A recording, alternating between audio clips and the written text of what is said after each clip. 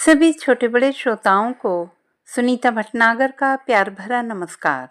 Audio stories के हमारे channel कहानी जगत में आप सभी का स्वागत है। हिंदी कहानियों की श्रृंखला में आइए आज सुनते हैं रूप सिंह चंदेल जी द्वारा रचित कहानी अजगर। साए साए करती हवा रात भर दरवाजे से टकराती रही।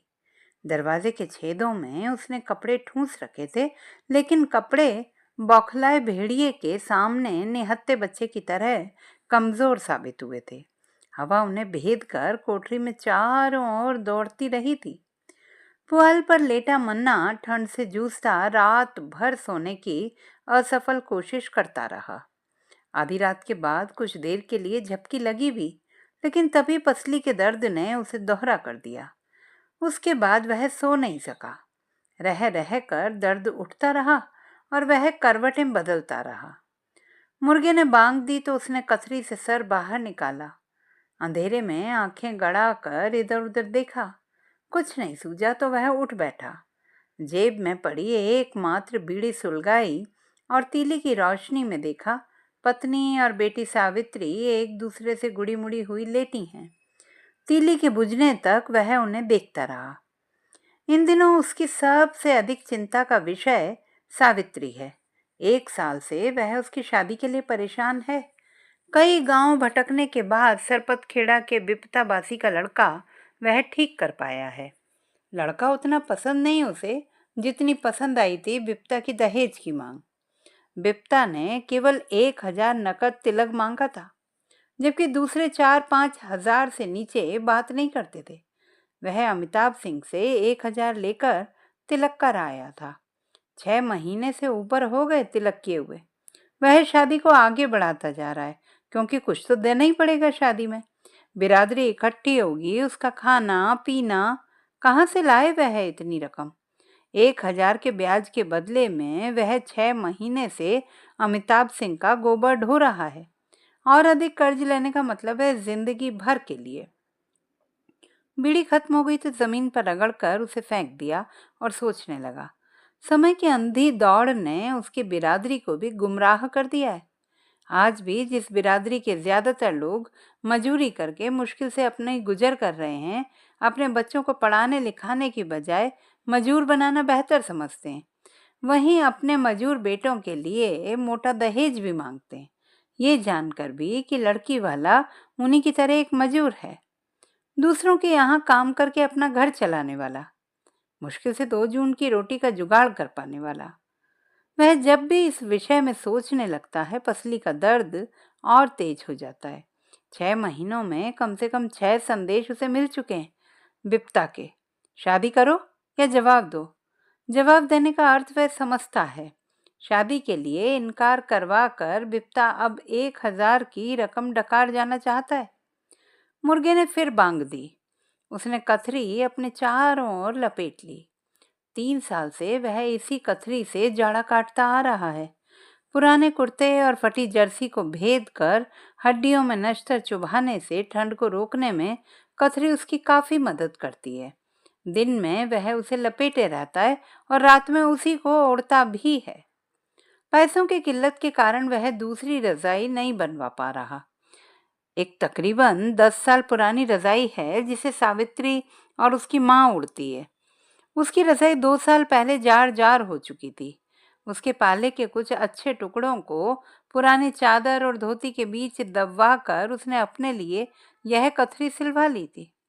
सावित्री की अम्मा, उसने पत्नी को आवाज दी। सो जाओ, अबे बहुत राती है। पत्नी रजाई के अंदर से ही बोली। अरे बावली, दरवाजा खोल, भिनसार होईगा। अल्लाह रखा चाचा का मुर्गा 2 बार बोली चुका है। तुम आओ, कौन दिन तो देर ते। उठ उठ, तू भी कुछ देख। आज तो का लैन पार वाले खेतन मां निराई करे जाए का है ना। कल अमिताभ सिंह कहे रहे। उठ। उसने दरवाजे की कुंडी खोल दी। दरवाजा खुलते ही हवा ने उस पर तेज आक्रमण किया। सारा शरीर हिल उठा। मन हुआ वह न जाए। उसने फिर दरवाजा भेड़ दिया और पैर की ओट लगाकर खड़ा हो गया। नहीं जाएगा। पत्नी दरवाजा बंद करने के लिए खड़ी थी। पसली का दर्द और तेज हो गया था। पत्नी को कोई उत्तर न देकर वह पसली को सहलाता रहा। दर्द हो ही रहा है, तब न जाओ। वह कुछ नहीं बोला। थोड़ी देर तक पसली पर हाथ फेरता रहा, फिर दरवाजा खोलकर बाहर निकल गया। अमिताभ सिंह के घर में पहुंचने पर उसने देखा कि रघुआ कोरी और भजना लोथ पहले से ही आए हुए हैं और करबी के बोझ को संभाल रहे हैं। दोनों मिलकर सुबह होने तक 6 बोझ करबी मशीन से भुदर डालते। दोनों जाड़े भर अमिताभ सिंह के जानवरों के लिए कुट्टी काटते हैं, जिससे दोनों के कर्ज की रकम का ब्याज ही चुकता होता है, मूलधन जो का त्यों बना रहता है। रघुआ का लड़का दुधाई करता था, गांव का दूध शहर ले जाकर बेचता था। अमिताभ सिंह की भैंसों का दूध भी वही लेता था। एक दिन उन्हीं के घेर में जुआ हो रहा था। अमिताभ सिंह ने उसे भी खेलने के लिए उकसाया। लड़का जुए में दूध के बेच की सारी रकम हार गया। दूसरे दिन अमिताभ सिंह उससे अपने दूध के पैसे मांगने लगे, 500 रुपए। रघुआ के लड़के ने जब असमर्थता जाहिर की, उन्होंने लात घूसों से उसे पीटा था। दूध भरे डिब्बे फेंक दिए, मग तोड़ दिया। लड़का उसी दिन से कहीं भाग गया। 2 साल हो गए, गांव नहीं आया और रघुआ न 500 रुपये चुकता कर पा रहा है और न कुट्टी काटने से उसे मुक्ति मिल पा रही है। भजना लोथ ने भी 2 साल पहले उनसे कुछ उधार रुपए लिए थे और अब वह भी रघुआ के साथ मशीन खींचता है। राम राम मन्ना, उसे देखकर दोनों एक साथ बोले। राम राम भैया, तनिक एक बीड़ी तो दो। यो दर्द लागत है, जान लेके ही छोड़ी, मन्ना ने कांपते हुए कहा। बीड़ी? रघुआ और भजना ने टिमटिमाती डिबरी की रोशनी में एक दूसरे की ओर देखा और बोले, बीड़ी तो ना है। ओह, मन्ना बैठ गया पसली दबाकर। दर्द ज्यादा है? रघुआ ने पूछा। मन्ना कुछ नहीं बोला, पसली दबाता रहा। दोनों उसके पास आए। भजना ने कहा, पैरा जलाकर कुछ देर सेक ले। ना, ओते कुछ फायदा ना हुई। बीड़ी मिल जाती तो कौनो बात नहीं, मन्ना पसली दबाए बोला। जाओ, तुम दोनों मशीन चलाओ, नहीं तो सुबह ठाकुर की आंखें लाल पीली मिली हैं। रघुआ और भजना अपने काम में लग गए। वह भी उठा और झौआ लेकर गोबर समेटने लगा। 15 जानवरों का गोबर समेटते समेटते वह हाँफ उठा। थोड़ी देर बैठकर उसने हफन दूर की, फिर झौआ में गोबर भरने लगा। भर चुकने के बाद उसने रघुआ को आवाज दी कि वे झौआ सिर पर रखवा दे। अंगोछे को सिर पर लपेटकर उसने रघुआ की मदद से झौआ सिर पर रख लिया और फटे जूतों को सटकारता घूरे की ओर चल पड़ा। घूरा गांव से बाहर था, घेर से लगभग 1 फरलांग दूर। घूरे तक पहुंचना उसके लिए कठिन हो गया था। दर्द चलने नहीं दे रहा था। किसी प्रकार गोबर फेंक कर वह लौट कर घेर तक आ पाया। दूसरा जौआ भरने का उसमें साहस ही न था। वह बैठकर पसली दबाने लगा। रघुआ और भजना मशीन से जूझ रहे थे। दोनों में से एक बारी बारी से करबी मशीन में ठूंस देता, फिर आकर मशीन चलाने लगता। थोड़ी देर बाद वह उठा। उसने फिर झौआ भरा और रघुआ को आवाज देकर उसे सिर पर रखवा लिया। इस प्रकार कुछ देर आराम कर करके वह 3 झौवे गोबर फेंक आया। अभी कम से कम 4-5 झौवा गोबर शेष था। चौथा झौवा भरते भरते उसका साहस जवाब दे गया। दर्द के कारण वह दोहरा हो गया। दोनों हाथ से पसली दबाकर वह वहीं बैठ गया। बैठा रहा बहुत देर तक, लेकिन कब तक इस तरह बैठा रहेगा, सोचकर वह उठा और रघुआ की मदद से झौआ सिर पर रख लिया। वह 2 कदम ही आगे बढ़ा था कि लड़खड़ाकर गिर गया। गोबर छितरा गया। उसने उठने की कोशिश की, लेकिन उठ न सका। रघुआ और भजना ने सहारा देकर उसे बैठाया। मन्ना, तुम घर जाओ, तबीयत ठीक ना है तुम्हार। ठाकुर साहब पूछे हैं तो हम बता दे, भजना ने सलाह दी। वह उनकी ओर देखता रहा क्षण भर तक, फिर अटक अटक कर बोला, ई गोबर ई का हम दोनों मिली के फेंक दे। जब तबीयत ठीक ना है तो तू कैसे फेंक बे? मन्ना उनकी ओर देखता रहा और दाहिने हाथ से पसली सहलाता रहा। 3 दिन तक वह अमिताभ सिंह के यहाँ नहीं जा पाया। चौथे दिन तबीयत कुछ ठीक हुई। वह घर के बाहर बैठा धूप सेक रहा था, तभी उसकी नजर बिपता पर पड़ी। उसके मस्तिष्क में आशंकाओं का सांप लहराने लगा और आशंका निर्मूल न थी। आते ही विपता ने शादी की बात छेड़ दी। मन्ना घुमा फिराकर टालने की कोशिश करता रहा, लेकिन जब उसने देखा कि विपता 1 महीने के अंदर शादी कर लेने की जिद कर रहा है, तब हाथ जोड़कर बोला, भैया 1 महीने का टाइम तो बहुत कम है, जुगत बन ना पा रही, 6 महीने की मोहलत दे देते तो। विपता भड़क उठा। टालते टालते 6 महीना गुजर ही गए मन्ना, अब 1 महीना से अधिक टाइम ना दे, करो ना करो, वरना जवाब दे, तुम्हारी बेटवा खातिर अपन लड़का कुंवारा ना बिठाई रखा। सुनकर मन्ना भौचक उसे ताकता रहा। उसे लगा कि वह एक ऐसी जगह पहुंच गया है जहां अंधेरा ही अंधेरा है, गुप्त अंधेरा।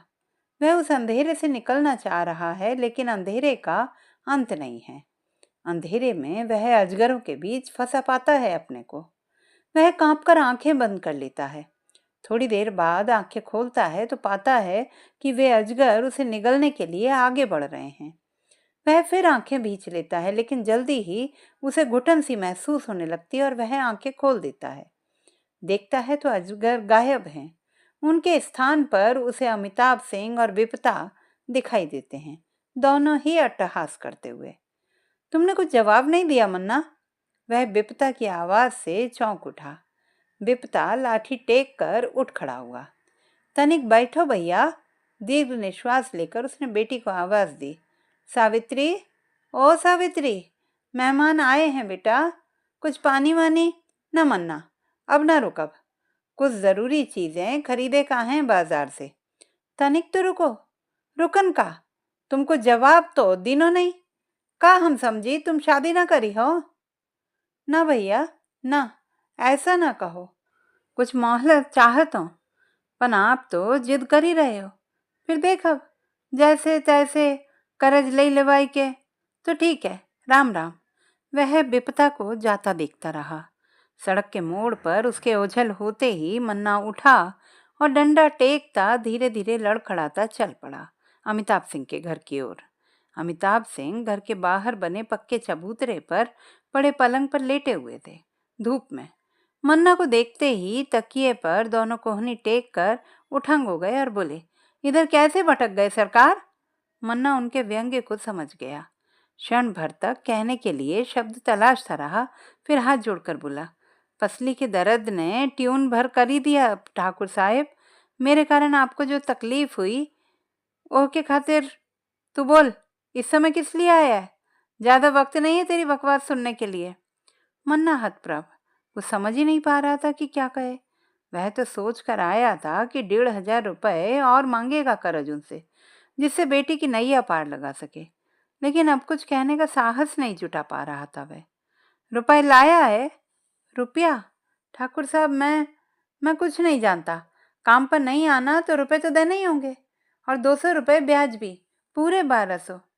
ठाकुर साहब, मैं तो, उसे लगा जैसे उसके गले में कुछ फंस गया है। साले साफ साफ क्यों नहीं बोलता, जुबान कट गई है। मन्ना ने उनके पैर पकड़ लिए। पैर सिकोड़ते हुए कुछ नर्म आवाज में अमिताभ सिंह बोले, बोल क्या बात है। शुरू से अंत तक बताकर मन्ना बोला, 1,500 का और खर्च है, आप मेहरबानी करी देव तो हम जिनगानी भरी गुलामी करब आपकी ठाकुर साहब।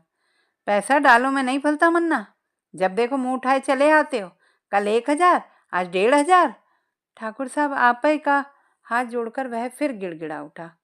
अमिताभ सिंह उसे देखते रहे एकटक, बोले कुछ नहीं। मन्ना उसी तरह खड़ा रहा, उनके पलंग के पास नजरें झुकाए। तू एक काम करेगा, अमिताभ सिंह ने उसके चेहरे पर आंखें गड़ा कर पूछा। हुक्म करें ठाकुर साहब, रुपए दूंगा पूरे, लेकिन अभी नहीं, शाम तक इंतजाम हो सकेगा, आप जब कहें आ जाएं। उसके चेहरे पर खुशी की झलक थी। तू बीमार है, तू क्या करेगा आकर। आप काहे को तकलीफ करे हो मेरे घर तलक आवे का मालिक। मैं क्यों आने लगा, फिर तेरी बेटी सावित्री है ना, उसको कहना रात में आ जाए, सुबह उसी को दे दूंगा रुपए पूरे, बल्कि 10-20। ठाकुर साहब, मन्ना चीख उठा। शरीर कांपने लगा उसका। डंडे पर हाथों की पकड़ मजबूत हो गई और जब तक अमिताभ सिंह संभलते, डंडे का भरपूर प्रहार उनके सिर पर वह कर चुका था। तो दोस्तों, ये थी हमारी आज की कहानी। आपको कैसी लगी कमेंट बॉक्स में लिखना ना भूलें। चैनल को सब्सक्राइब करें, लाइक करें और मित्रों के साथ शेयर करें।